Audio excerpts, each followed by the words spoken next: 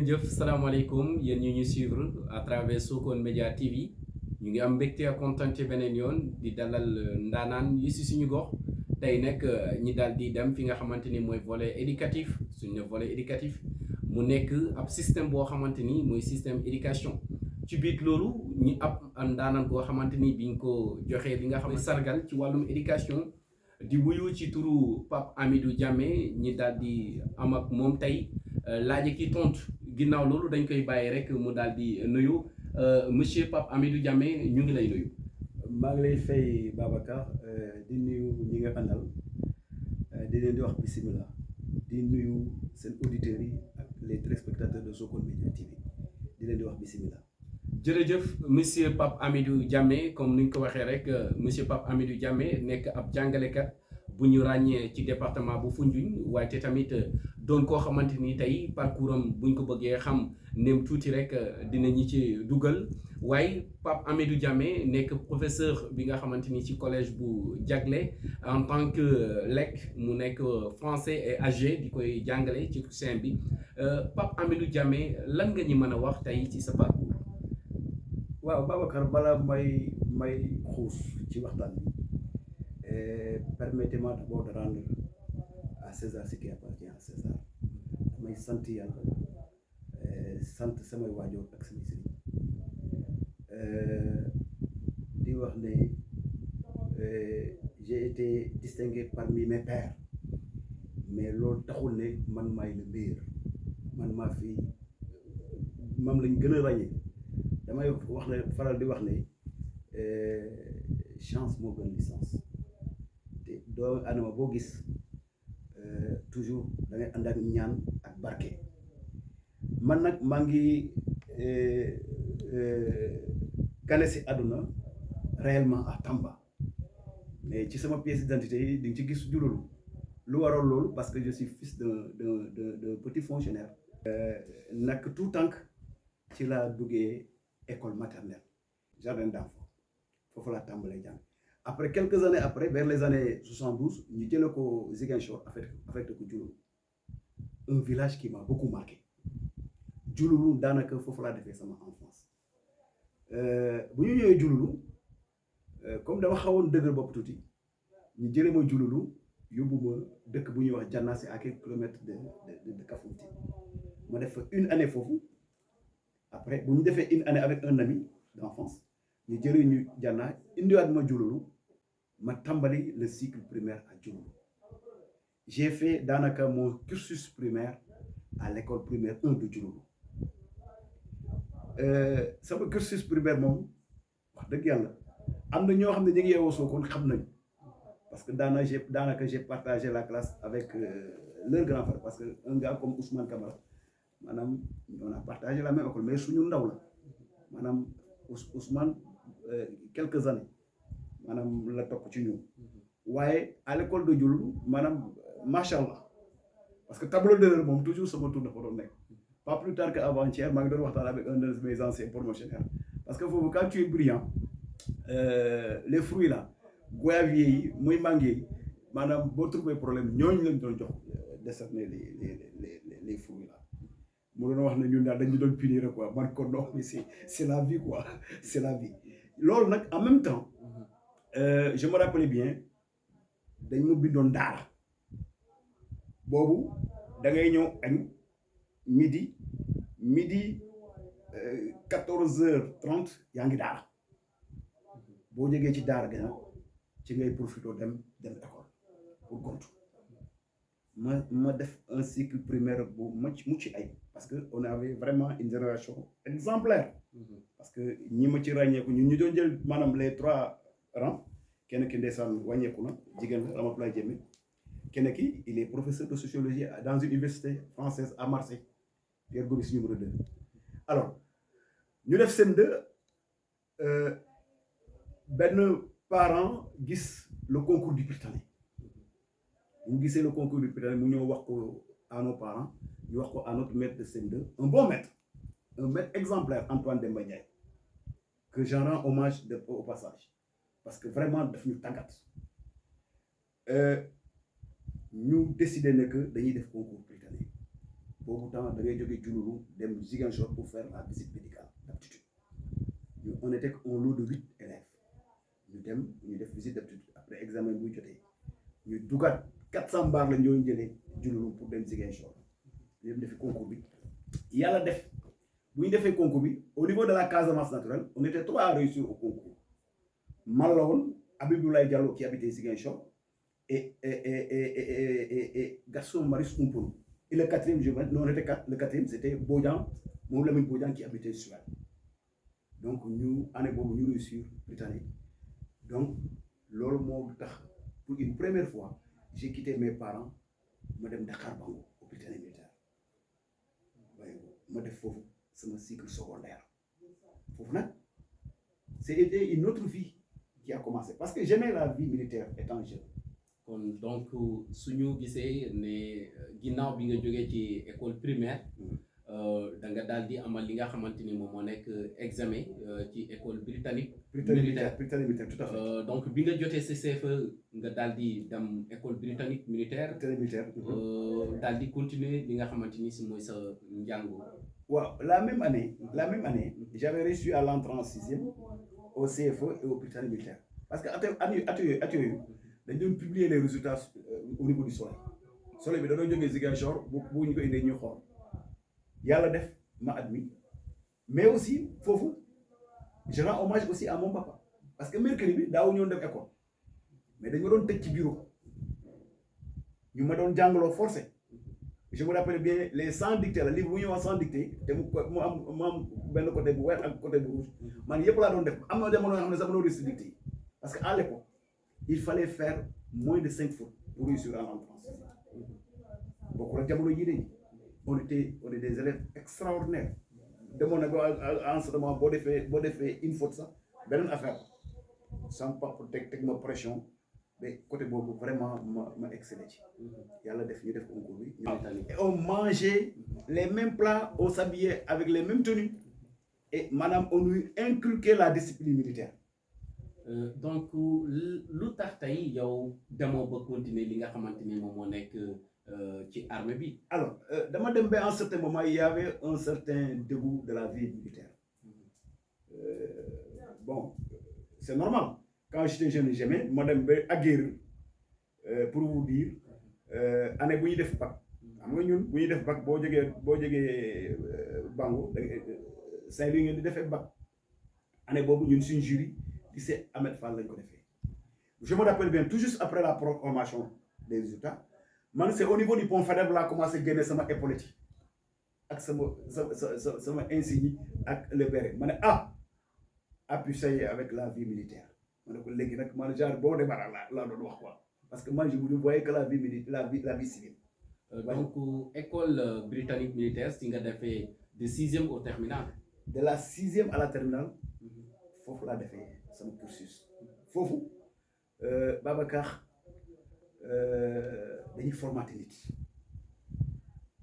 boo fa nekkee tu apprends la vie militaire parce que tey jii li nga xamul man réserviste la c'est comme un soldat bu libéré parce que tey jii je connais beaucoup de termes militaires hein. Je sais qu'est-ce que c'est que se camoufler, qu'est-ce que c'est que le combat, qu'est-ce que c'est que se poster. À un certain âge je pouvais remonter et démontrer le masse transisme, fusil masse transisme, masse transisme dafa yàgg. Kalachnikov aussi dafa yàgg léegi yeneen façon arme ñoo am mais am na jamono yoo xam ne ñu yooyu ñun tax nga démonter parce que à l'école il y avait des examens à faire, ce qu'on appelle la préparation militaire élémentaire, qui est l'équivalent du grade de caporal dans l'armée. Il y avait ce qu'on appelle la préparation militaire supérieure, qui est l'équivalent du grade de sergent dans l'armée. Et en même temps aussi, si tu veux bien le faire, tu fais le permis de conduire, mais aussi le brevet de parachutiste. Voyez-vous. Mais école, lu ñu inculqué dafa grave. Parce que tu as un fort moi, autrement dit, une forte personnalité. Bon, jaxasoo ak nit ñi rek da ngay xam ne école inculqué nañu en toi un certain leadership. Voyez-vous. Donc ñu nekk fa nekk ay ndaw ñu mag ci. On avait une bourse. La bourse au départ vers les années 80, 81, 82, c'était 1018 francs. Ça va vous faire rire. 1018 francs là. waaw parce que on était logés et nourris mais 1018 francs yooyu ñun dañ doon defal suñu affaire sans problème je me rappelle bien de 1018 francs état bi yokk ko mu dem ci 3000 et quelques balaa ñu fay gënal lañ ko yóbbu 4000 et quelques léegi xale yi seen bourse ëpp na loolu c'est comme la bourse d'étudiants donc ñu nekk ci loolu bi ñu réussir bu ñu réussir li ma gën a frappé les enfants de troupe année bu ñu doon def BFEM quelqu'un parmi nous bu ñuy xaar résultat yi ñu dem di xaar résultat yi ñib si bango ñu xaar résultat yi maanaam ñu dem sangu jigéen boobu du ma ko mos a fàtte kooku ci ndox bi la des ñu am bac mu am kenn ci ñun aussi noonu la wàññeeku dafa feebar problème surmenage mu wàññeeku mooy ki ma lay wax nii waa Ziguinchor bi Gaston Maurice Koumpoul et jusqu'à présent daf ma traumatisé et pour vous dire loolu terewul nous nous sommes retrouvés dans un groupe parce que parmi nous sommes de fortunes diverses nous sommes de fortunes diverses il y a des généraux il y a des colonels au niveau de la gendarmerie au niveau de la police xam nga boo ñu fekkoon tey jii ñu toog da ngay ne non xanaa kii du chef diw et d'ailleurs ñoom bu ñu xamee ne yaa ngi ñu ci boole dañ lay okk ne maanaam attend qu'on entre dans le bureau parce que on était tellement familier que maanaam quand on se voit c'est des souvenirs ñoom ñooy ñëw donc loolu c'était quelque chose de très très très fort dafa solide voyez-vous et la dernière fois que nous nous sommes retrouvés c'était en 2021 c'était pour fêter nos 40 ans de notre arrivée à l'école les délégations sont venues de partout même Gambie fii sax am naa fa ay promotionnaires j'ai des promotionnaires en Gambie qui sont certains ils sont bien placés dans l'administration gambienne certains ils sont dans le business de commerce certains ils sont à l'extérieur voyez-vous donc pour vous dire nous sommes de fortunes diverses des anciens enfants mais nous sommes très soudés très solidaires on nous appelle aussi enfants trompés dañuy enfants trompés quoi parce que dañu nax arraché ñu de nos mamans ñu yóbbu ñu ci benn camp militaire donc loolu lañ doon wax mais alhamdulilah man sant naa bu baax li ma jaaree foofu alhamdulilah maa ngi sant bu baax loolu nag pour vous dire lors de cette décoration eux tous mes promos ils m'ont appelé pour me parler de ma résilience de ma constance par rapport à l'effort parce que ñoom xamoon nañ ko ci ñoom ci man xamoon nañ ne que amoon naa xedo moo xam ne son soubassement toujours dama koy def en l'avant mooy la dignité et l'honneur du ma ko caaxaane sax parce que dañuy am tuuti ma ne non suma dignité du ma permettre ma def loolu demoon na ba un certain dañ ne dignité waaw c'est ça parce que dama ko gëmoon pour revenir en arrière à Diouloulou j'ai connu maanaam une jeunesse extraordinaire parce que la case de l'homme foofu la ko defee mes amis d'enfance jusqu'à présent nous échangeons ba tey jii ñu ngi échanger man ñi ma nekkoon ñu ma doon àndal depuis bas âge ba léegi maa ngi àndal ñoom pour dire moi je suis dans mon terroir je suis écartelé entre le manding et le sérère mon papa il est né ici dans les îles Gandoul à Sio il a fait l'école de Toubacouta il a fait l'école de Dionewar ma maman elle est née à Missirah mon côté maternel boo demee Missirah il y a la famille Sonko la famille Mané la famille Diouf la famille Sedi la famille Ndour ñoo ñëpp c'est mon côté maternel mon côté paternel c'est la famille Diamé mon aïeul vient de Eliassa après Eliassa il a fait un bond à Bani après Bani Toubacouta il a migré vers Mbour tey jii boo demee Thiocé ouest à Mbour la grande famille Diamécounda sama maam moo ko sanc Arfalla donc Baboucar le fort de l'homme c'est la migration le fort de l'homme c'est la migration ñëpp ay mbokk lañu waaw xëy na peut-être waxtaan moo amul boo gisee nit ñi xamuñu nit ñi parce que boo xamul que da nga ko jegewul mais boo ko jegee di nga ko xam. ok donc monsieur Diamé teel nañ koy foqandi teel nañ jógee ci loxo waajuram bu góor ak waajuram bu jigéen. tout à fait ngir dem wuti li nga xamante ni moom lay ñëpp di wër wàcce tamit mu daal di nekk école britannique militaire. militaire ba tey mun nañuy wax ne pourquoi pas wala ñenn ñi seetaan mun nañuy wax ne monsieur Jammeh kon lan moo tax damut nekk benn généraux wala damut nekk benn nangam ci armée bi. D'une manière ramassée rek tey système éducatif bi nga xam ne tey doon nga ci nga nekk jàngalekat bu ñu ràññee nga xamante ni def nga 29 ans de service. lan moo la poussé tey ba nga nekk jàngalekat. Alors li ma poussé pour ma nekk jàngalekat d'abord y avait un cousin pressant fi nekk taw kër la à pareil moment mon papa était proche de la retraite et aussi j'avais un besoin d'amasser de l'argent pour pouvoir continuer mes études à l'extérieur bu projet bi amee à l'époque c'était le gouvernement de Abdou Diouf la première génération bu ma dégg ne dañ leen recruter boobu j'étais à l'université bu ma dégg ne dañu recruter la première génération de volontaires j'ai pas pu déposer mon dossier à l'époque le gouvernement ce ministère-là était occupé par Mamadou Ndoye à l'époque Mamadou Ndoye il était de la LD on est le ministre de l'éducation de base. La deuxième année, je me suis dit, attendez, moi c'est une opportunité, je vais descendre à Foundiougne, je vais déposer mon dossier. Je vais déposer, yalla def dans le choix final,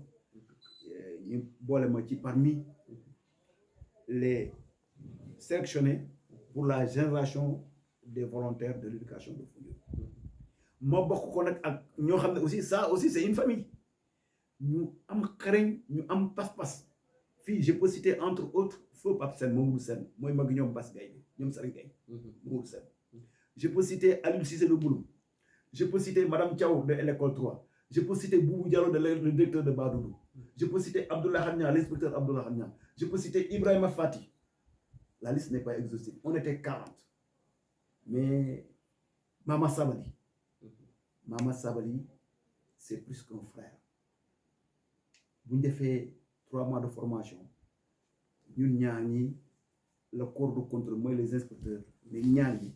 dañ leen di yóbbu ñu dem Bettenty parce que il parle bien la langue mandingue ma maman est mandingue elle parle à la fois très bien le sérère et le mandingue mi si la xam nga Babacar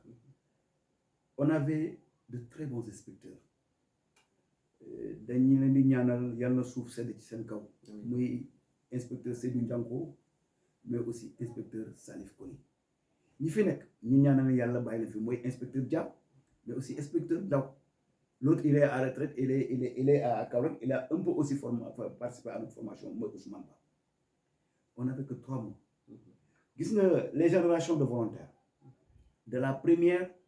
à la 6e un peu la 6e xam nañ minante parce que on se retrouvait à Foundiougne pour faire des recyclages boobu la bourse de volontaire pour la formation c'était 10 000 il y avait un salaire de 50 000 francs qui nous était proposé ñu ne il faut prendre ñu jël mais parce que notre pays avait un problème ce problème c'est quoi c'était pour régler le taux de scolarisation le taux de scolarisation le TPS qui avait complètement baissé et mieux encore boo demee dans les îles maanaam classes yi c'est des CDF classe à double flux maanaam dañuy boole ñaar ko CI CP wala voilà donc le département avait moins d'enseignants gis nga pour dire vrai avec le recrutement de ces corps émergents loolu moo indi tey jii maanaam yi fi TBS bi jóg au Sénégal ñu nekk ci muñ ci résilience na boobu moom la gars yi di wax jamono fukk on n'avait pas droit à se syndiquer heureusement on avait créé une amicale des volontaires d'éducation du Sénégal dans le deuxième bureau man ak foofu Mama Sabali bokkoon nañ ci dans le département ak Ibrahima Niass ci loolu ñu ngi ci ba Dieu a fait que en 2000 Wade est arrivé au pouvoir quand Wade est arrivé au pouvoir mais avant l'arrivée de Wade au pouvoir il y avait une année il y avait des assises de Thiès sur l'avenir du volontaire. Et si nous faisons ces assises-là à Thiès, nous, si nous dégueulons le gouvernement avec les experts, avec nos responsables, ils se réunissaient à Thiès. Ce soir-là, on était scotché au poste transistor à la radio à Betenti. Je me rappelle bien, qu'est-ce que le gouvernement va décider de notre sort. Malheureusement pour nous, quand on a donné la parole à Cheikh Fall, moi le journaliste de la RTS de Thiès, Cheikh Fall, je ne vais jamais oublier cette phrase qu'il avait prononcée en disant « Malheureusement, la situation du volontaire restera une situation précaire. » Parce que l'État a proposé sur la table une forme de catégorisation. Qu'est-ce à dire? C'est de la première à la 14e catégorie, d'où le salaire normal ne dépassera pas 150. Sans wàññi ndeysaan SAPS mu ne ko booy jàmm si man damay démissionné te ma ne ko déedéet mu ne ko ma ne ko bul démissionné. gis nga aduna boo yàggee ci teen baa fekk la fa. ma ne ko Moro nañu muñ mais lii ak nu mu munti demee loo gis yaa koy xeexal sa bopp. loo xeex nga jot ci. gis nga la première génération ils étaient recrutés en 95, octobre 95. En 99, leur contrat était terminé. Maintenant, ils étaient obligés de les verser dans le corps des maîtres contractuels. Ils avaient un salaire de 74 000 et quelques. Ils nous paraissent un contrat en 2000 versé. Bon, 2000, Wade est venu au pouvoir. Nous avons dit il faut aller dans le sens de créer un syndicat. C'est un syndicat des corps émergents du nom des syndicats des enseignants libres du Sénégal, CELS. De l'autre côté, au niveau du moyen secondaire, il y avait l'US de Gouniagnan. CELS, Souleymane Diallo, de l'autre, il y avait l'US de Gouniagnan, l'Union des enseignants du Sénégal, au niveau du moyen secondaire. Pour vacataires, il y a US là. Pour CELS, c'est les volontaires. On a fait comme ça, unifier les forces pour se battre. Qu'est-ce que les corps émergents, le plus am dañ ko xeex et peut-être xale yi dañu xam et ci xeex boobu man fondamentalement j'étais un syndicaliste parce que dans le CES départemental de Sokone j'ai été 2 fois le mandataire du département dans la CA, la commission administrative. Moi l'instance comme genre assemblée la chaque département de yónnee on était 2. C'est après le départ de Pape Sène, man maa remplacé Pape Sène, on a fait 8 ans. Babacar, bu ñu defalee 8 ans yooyu, nous avons eu que des acquis. D'abord, qu'est-ce à dire? Nous avons eu comme acquis. Il faut aller dans le sens de reclasser ces anciens corps émergents. Il faut d'abord épurer les sortants de l'école normale laissés en rade, mais aussi il faut épurer les sortants défiants qui sont laissés en rade par l'ancien gouvernement de Abdou Diouf. Wade est venu, Abdoulaye Wade, mu d'abord dougal les fastéfiens, les normaliens, mu dougal madame les sortants défis,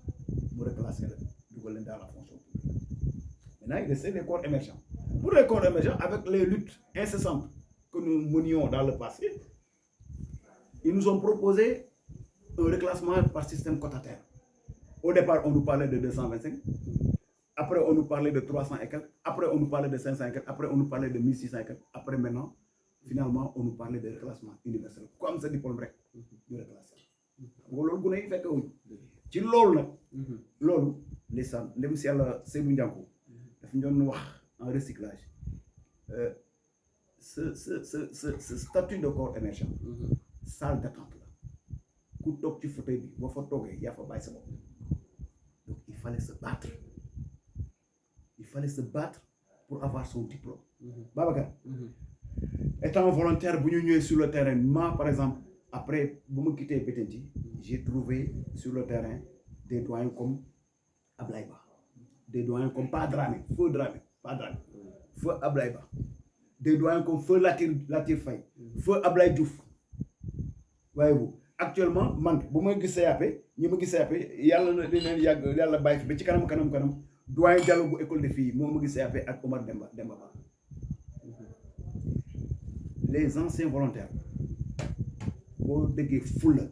boo déggee fayda parce que lu nekk dëgg nañ ko tu peux tout le reprocher sauf le bagage académique il nous fallait au moins maanaam régler le problème du bagage pédagogique te loolu pour que nga mun ko am da nga war a tarbiyu bàyyi da ngay ñëw cellule nga dëgg këral d'école yi bàyyi ñoom Ablaye Diouf fii ñoom Ousmane Senghor mais da ngay yëngu te di nga xam ne fii école la mais boo musee da ngay jël rek di emmagasiner ñun loolu lañ fekkee la vieille école dañ leen côtoyer jàng lu bëri ci ñoom noonu la demee alors donc loolu bu amee yow mi nekk enseignant il faut nga parfaire sa bopp parce que boo frottonte ak baa yooyu ñu lay encadrer ñu lay woon yoon bi ñu lay tete ci tarbiyu nag de ci tarbiyu dëggantaan laa wax de je vous rappelle bien que man en 96 classe de CM2 bu ma yore un jour je me rappelle bien on avait fait une cellule interne ndeysaan dem si yàlla saabale mi ngi Balzac mais jour boobu Babacar j'ai poussé mon résumé sur les voies de communication au Sénégal jour boobu mon résumé a été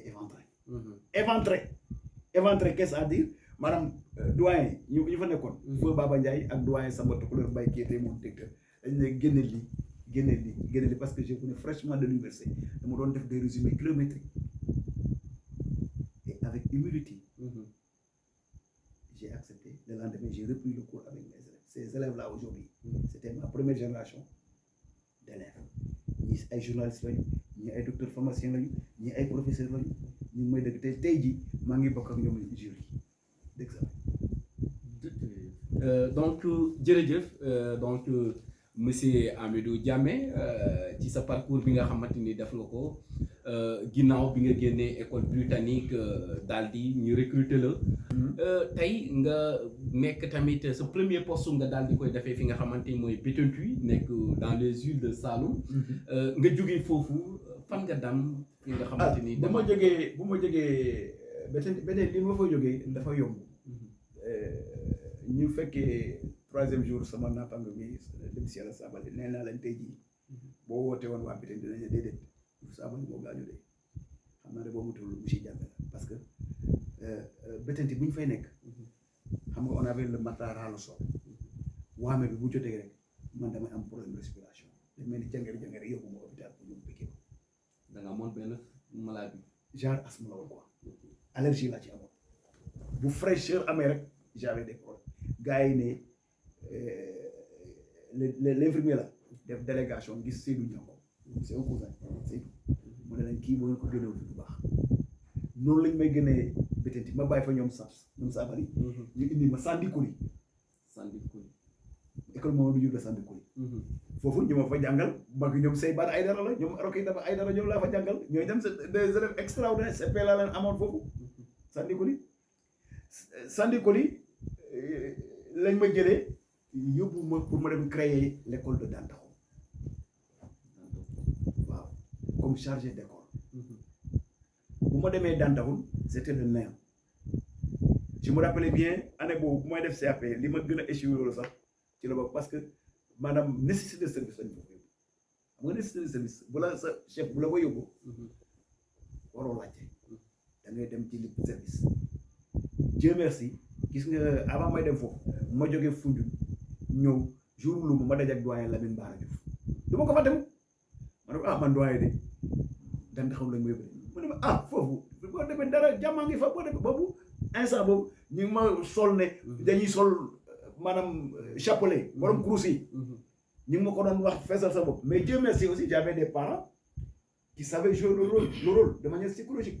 quand j'ai trouvé mon papa dans le bureau mu ne ma mu ne ma foofu soriwul mu ne ma ci séeréer Godéer mooy ci séeréer soriwul dema rek foo dem yàlla ngi fa ma dem mon ngoro aussi le père de madame me répète la même chose kon nag grave j'étais rassuré je vais ma dugg ci biir dëkk bi jour bu ma njëkk dem boobu vélo laa yor Bettenty ma pédalé ba foofu gis nga yàlla ma tombé ak sang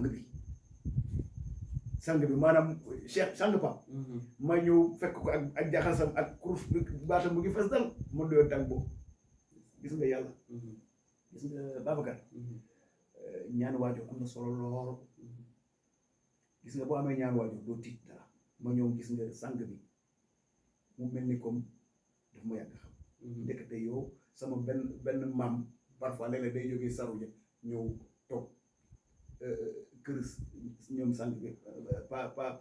papay sang bi dafay ñëw foofu ñu waxtaan après mu ne ah yow kooku maam la ci man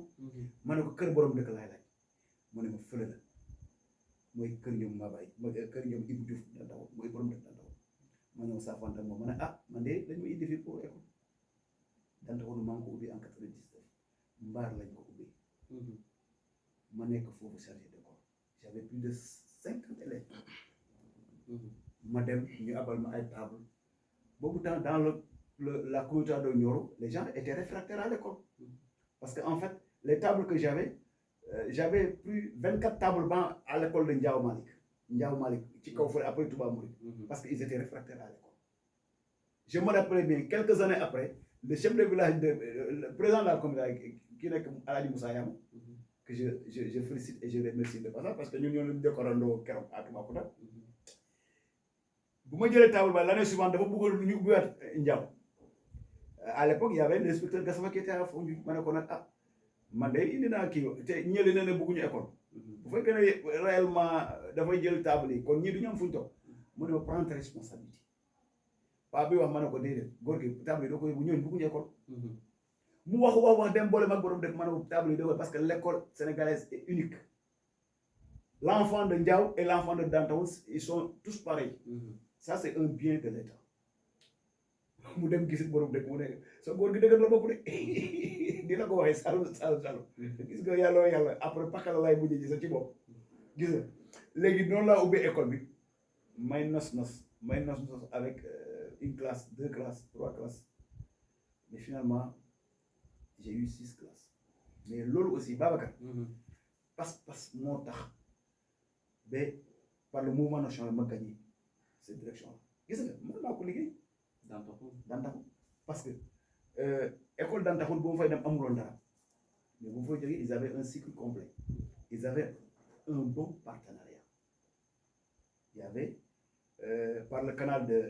Hôtel Caïman la fille de Issa Baro ñoo boole ak papam mais ñooñu indi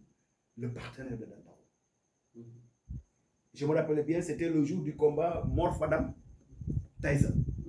ñu ngi seetaan combat bi rek ñu oo ma téléphone Issa oo ma ne ma ah il faut nga dem dëkk ba parce que y a un partenaire qui veut visiter votre école je me rappelle bien c'était un certain Marc Deneuf et Hervé Cotin ma ñëw fekk leen ma safante ñu laaj ma ñu posé ma question ma tontu leen bon un d'entre eux Hervé mu ne ma directeur je voudrais que vous mettiez un projet il faut écrire un projet ma ne comment mu ne ma il faut m'écrire un projet de la graine à l'assiette ma ne ko d'accord ñu s'enfanté après ma gunge leen ñu ñibbi quand il est rentré on a convoqué mon équipe pédagogique j'avais un jeune de Diagañaw du nom de Florent qui écrivait bien donc moi je me dis j'étais allé à la recherche de la documentation ñu abal ma ay documents ñu mettre en projet par rapport à ce qu'il nous a dit ñu def un projet à l'écrit avec le stylo ñu def budgétisation bi ñu envoyé ko par mail bu ñu ko envoyé il nous a répondu favorablement mais ah gis naa seen projet mais je vais m'y atteler et te li mu doon wax noonu il est en train de ramasser maanaam des fonds pour l'école dañ toog ba l'année suivante mu ne ñu il va venir il est venu avec un groupe je te dis je te parle je prends en témoin les collègues ici présents qui sont ici qui n'ont pas bougé Lamine Gorgui Sarr il est le directeur de Ndiao Malik il y a Amad Thiam il y a le chef de village de Dantaxul gis nga keroog bu ñu fi ñëwee ñun cette place lañ loué je me rappelle bien c'est Bilal la tudd xam nga quelque chose comme ça il habite vers derrière le garage on a allé à Kaolack Babacar tout ce qui a trait à la cantine les marmites les bords les ustensiles de cuisine bu jëndul ñaar ñett lay jënd loolu yëpp partenaire bi moo ko def bi nga xamante ni yow en tant que directeur de l'école yow yaa ko def démarche yi tout à fait ba école Dantaxul am li nga xamante ni moom moo nekk partenaire boobu noonu oui gis nga bu ñu ko doon bind ki doon bind affaire bi dégg nga léegi-léegi mu bind rek mu ne ma doyen man sonn naa ma ne ko non follow vas-y waaw ku baax ne ça moom enseignant la aussi ci école oui parce que moi j'avais réuni mon équipe pédagogique pour la rédaction et on était là pendant des heures on s'activait sur cette rédaction bu ñu paree après ma jël les moutures ma dem j'ai échangé avec quelqu'un parce que man toujours je prends la précaution de demander Babacar le fort de l'enseignant c'est l'humilité enseignant boo oyoful doo dem buñ di apporter correctif ñu defar ko mu bind ko ba mu rafet ñu yónni ko mais gis nga on était rentré on nous a accueillis triomphalement à Dantaxul avec maire Madjiken ak Ngambi ñu diendu foofu mu bàyyi loolu ñu clôturer teen bi ñu clôturer jardin bi ñu defar gasal teen bi ñu financer poulailler à l'époque nous on vendait même des poulets il y avait des poulets man maa doon ravitailler des bouchers ça au niveau de Sokone cet achat là moo ñu doon permettre ñuy subventionner la cantine di joxe dépense cantine à l'époque kon donc amoon ngeen cantine ci biir école bi oui après quelques années après quand j'ai rendu compte à l'autorité ils m'ont fait savoir que il faut que ñu bind pour ñu am cantine pilote mooy cantine pal l'année suivante maanaam ñu érigé Dantaxul en cantine parce que yow boo fekkee ne gan bi jógee fële mu ngi lay dimbali yow mu leer na yow Sénégal nga nekk mu am ay cantine en cantine te mu leer na yow mi partenaire bi maanaam dalay rof mbagg rek ba gën a jamono bu ko defee mu bàyyi la nga ne awal sa bopp mais loolu les autorités n'étaient pas sauf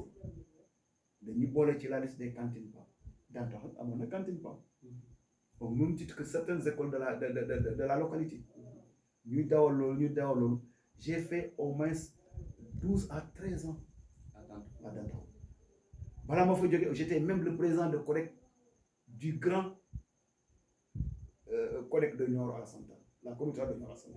Nioro Alassane Tall waaw donc il y avait deux CODEC présentement nii dañ ko xaaj en deux mais man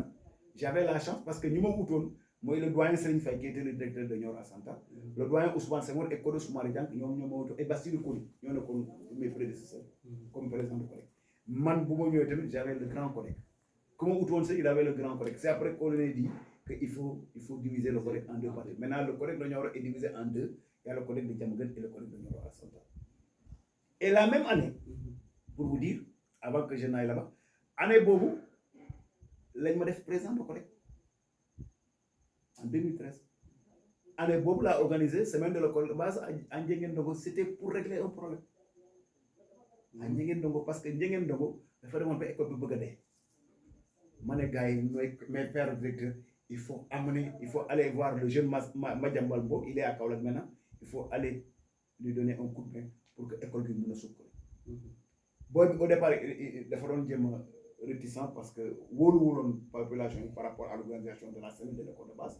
qui était un moment de communion, moment de fête, moment de partage avec les populations, mais aussi militer pour ñu dugal seen doom école parce que son prédécesseur dugal na ko j'ai fait des interventions pour lui parce qu'en certain moment c'était mooy loolu daal du ma xuus ci yenn parce que xam na yoo xam ne loolu dugg ci détail mais ñun xam nañ yan action lañ def pour que lépp mun a sedd waaye donc côté boobu sama facette humaine bi la côté social parce que pour wax la rek lu ñu fay ci daay fii bëri na du ci côté enseignant du ci côté élève ci côté